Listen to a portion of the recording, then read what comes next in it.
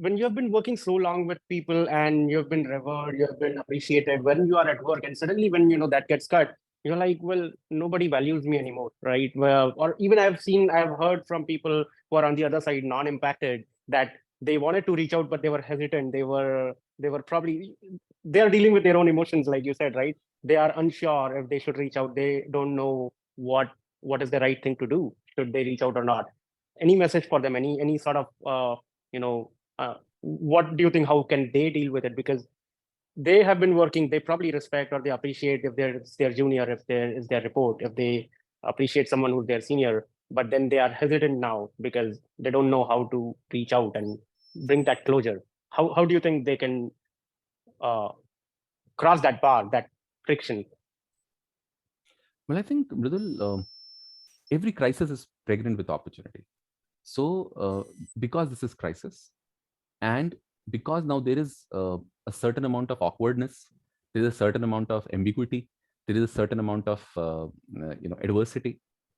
That is precisely what is the sign of an adult brain is. What the sign of adult brain is, that adult brain can deal with these three A's. Now these three are separate from those three A's. Okay. Now these three A's are awkwardness, ambiguity, and adversity.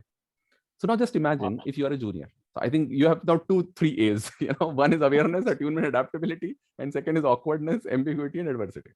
So just imagine if Mradul's boss gets fired, and Mradul's boss was a very important figure in his life, and now the man is, you can see the man is falling apart.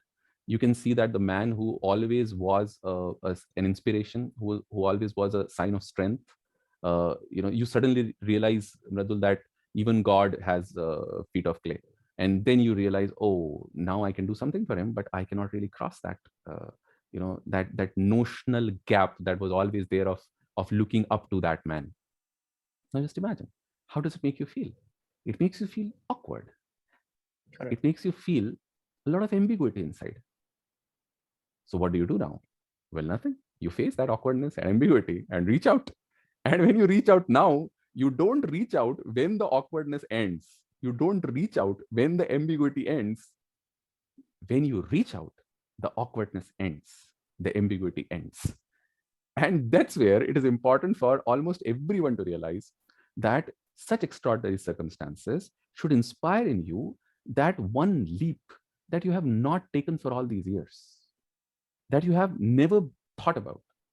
And it is important that you do it even when you feel awkward, even when you feel ambiguous.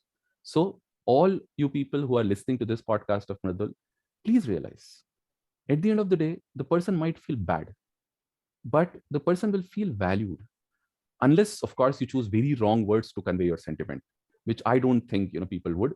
If at all you feel that you do not know how to use the right word, then probably use less number of words or use gestures, or as I said, the second A of emotional and social intelligence, first get attuned to what that person is currently feeling, and then adapt, customize, optimize, personalize your communication.